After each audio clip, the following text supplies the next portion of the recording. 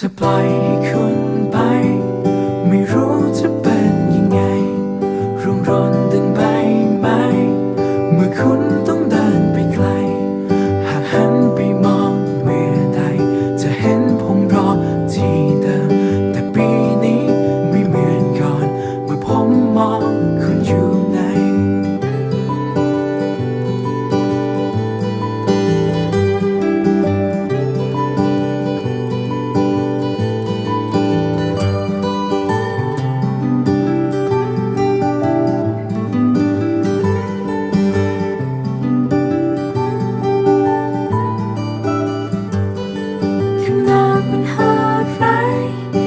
ฉันต้องทำยังไงมีมือมีดอกไม้แต่ลมก็พัดไปไกลแค่หันไปมองเธอได้กับหินกระจายบนพื้นทรายแต่ฉันขอคุณรอก่อนจะคิดถึงอยู่ห่างไกลผมจะรอแค่คุณตรงนี้ไม่เปลี่ยนไปฉันจะขอให้วันพรุ่งนี้ต้นไม้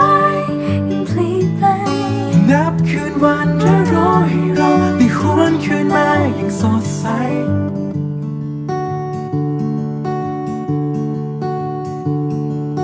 หลับตาลงก็คิดถึงคนที่อยู่ตรงนี้ตลอดมา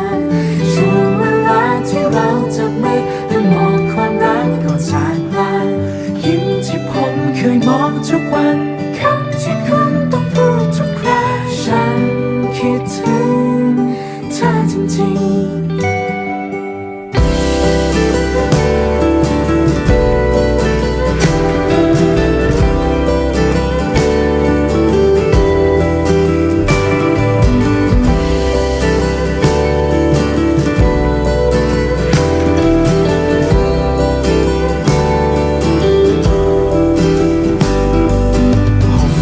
รอแค่คุณ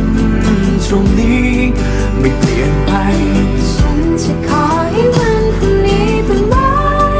ยังพลีไปนับคืนวันและรอให้เราได้หวนคืนมาอย่างสดใส